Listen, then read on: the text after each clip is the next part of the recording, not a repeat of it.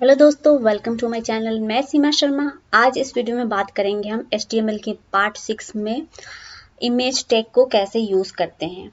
आज हम स्टार्ट करते हैं। ठीक है, तो सबसे पहले HTML का स्ट्रक्चर। HTML के बाद हेड होगा। ठीक है, हेड आप लिखे ना लिखे कोई बात नहीं, पर लिखना ठीक रहता है। तो ये हमारा HTML का, तो ये टाइटल में लिख दे रही हूँ। ठीक है, यहाँ पे आपका बॉडी टैग रहेगा, तो ये बॉडी टैग ले लिया हमने। ठीक है, अब हम जानेंगे इमेज टैग के बारे में।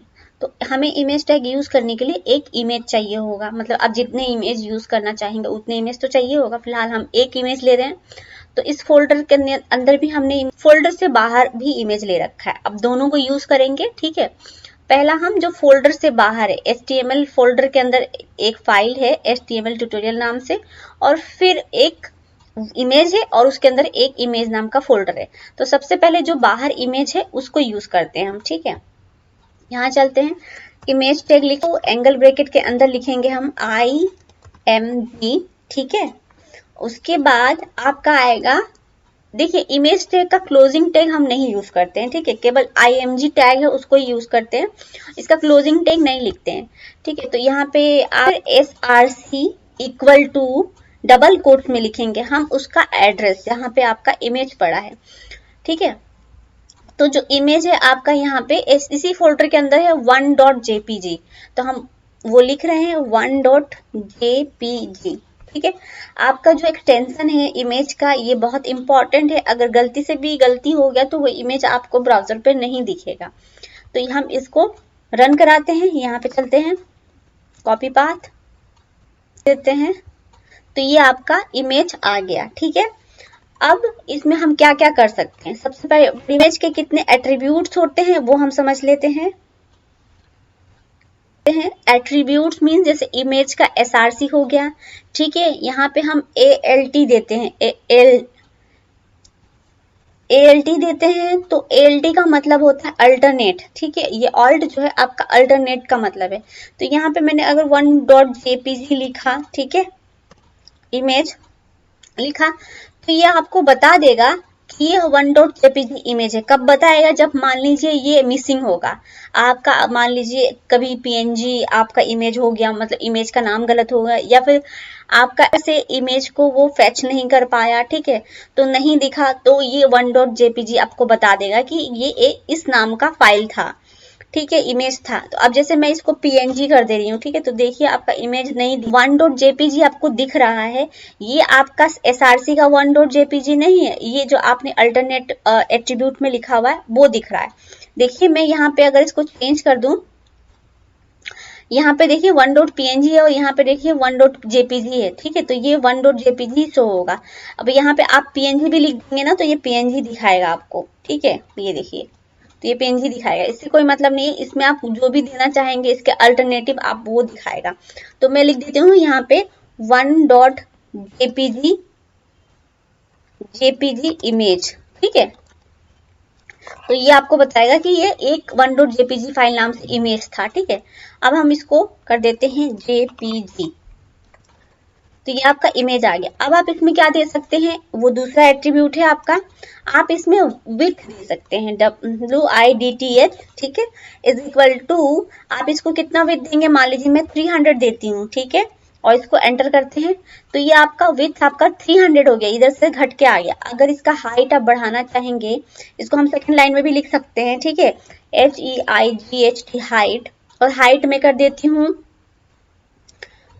200 कर देती हूँ हाइट फिलहाल के लिए, तो ये 200 ले लेगा आपका। ठीक है, अगर मैं इसको 50 कर दूंगी तो ये 50 भी ले लेगा, तो ये 50 हो गया हाइट। ठीक है, अभी फिलहाल के लिए मैं हम 200 कर देते हैं हाइट, तो ये आपका 200 हाइट हो गया। ठीक है, इसका विथ एंड हाइट।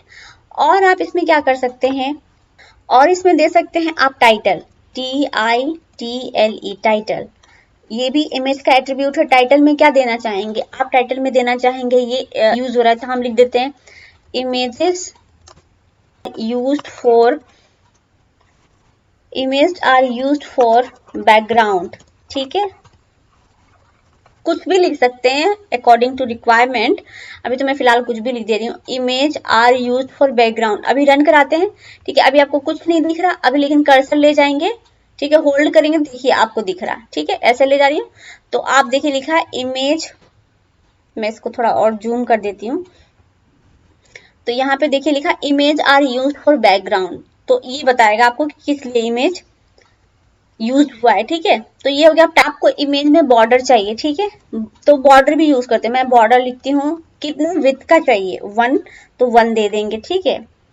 तो ये देखिए हल्का सा ये बॉर्डर आ गया, ठीक है। इसको 0 कर देंगे तो ये 0 हो जाएगा, नहीं आएगा, ठीक है।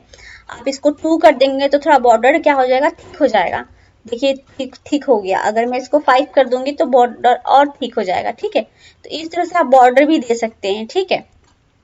ये तो हो गया आपका बॉर्डर। अब इसमें ना आप देखिए ये यहाँ पे ना राइट, यहाँ पे है ना कॉर्नर में है, तो आप इसको सेंटर में चाहते हैं, तो एक इसमें एक और एट्रीब्यूट होता है आपका हॉरिजॉन्टल स्पेस और वर्टिकल स्पेस, तो वहां पे हम यूज कर सकते हैं एच स्पेस, ठीक है,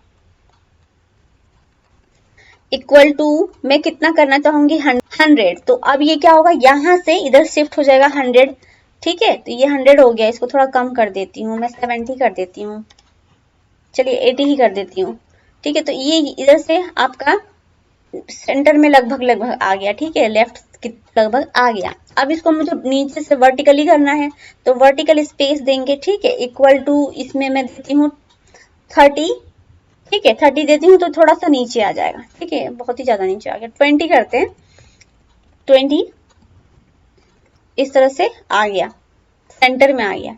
तो ये तो हो गया आपका, ये सारे आपके एट्रीब्यूट्स हैं। तो ये सारी चीजें आप ऐसे नहीं भी यूज करेंगे तो भी चलेगा, हम CSS के थ्रू इसको हैंडल करते हैं। ये एट्रीब्यूट आपका इमेज टैग प्रोवाइड करता है, बट हम इसको CSS के थ्रू मैक्सिमम हैंडल करते हैं और वो ज्यादा अच्छा होता है। अब दूसरा चीज दिखाना था आपको कि अगर हमें ये फोल्डर के अंदर इमेज है तो कैसे देंगे। तो देखिए ये इमेज तो हमारा फोल्डर से बाहर था, ठीक है, ठीक है। तो ये फोल्डर के अंदर 2.jpg नाम से एक इमेज पड़ा है, इसको यूज करती हूँ मैं, ठीक है। इसको हटा देते हैं यहाँ से। तो यहाँ पे क्या करेंगे, हम पाथ की जगह इमेजेस फोल्डर का नाम दे देंगे, ठीक है, स्लैश लगाएंगे, और जो आपका फोल्डर के अंदर जो नाम है इमेज का वो 2.jpg दे देंगे, तो आपका इमेज आ जाएगा। यहाँ पे रन कराते हैं, ठीक है, इमेज चेंज हो जाएगा, तो देखिए दूसरा इमेज आ गया। तो इसे आप यूज कर सकते हैं। अब मान लीजिए जैसे ये बॉर्डर है, ठीक है, ब्लैक नहीं चाहिए, डिफॉल्ट आपको बॉर्डर दे रहे, तो हमें इसको कलर करना होगा बॉर्डर को, ठीक है। तो आप स्टाइल कैसे यूज करेंगे, देखिए यहाँ पे मैं यूज करके बताती हूँ आपको, ठीक है। हेड के नीचे स्टाइल आपको टैग लिखना है, ठीक है। ये इंटरनल CSS हम यूज कर रहे हैं, CSS के बारे में वीडियो बना चुकी हूँ मैं पूरा, इंटरनल, एक्सटर्नल और इनलाइन CSS कैसे यूज करते हैं। फिलहाल हम इंटरनल यूज कर रहे हैं। तो यहाँ पे मैं चाहती हूँ इस IMG का बॉर्डर चेंज हो जाए, ठीक है, तो इसका मैं कलर चेंज हो जाए, तो मैं क्या करूंगी, IMG लिखूंगी, ठीक है। क्लास भी दिखे कर सकते हैं हम, अभी IMG लिखा और मैं लिखती हूँ बॉर्डर, ठीक है, कलर, ठीक है। मैं देती हूँ यहाँ पे रेड दे देती हूँ, ठीक है, और यहाँ पे रन कराती हूँ, तो देखिए आपका बॉर्डर कलर क्या हो गया, रेड हो गया। तो यहीं से आप हाइट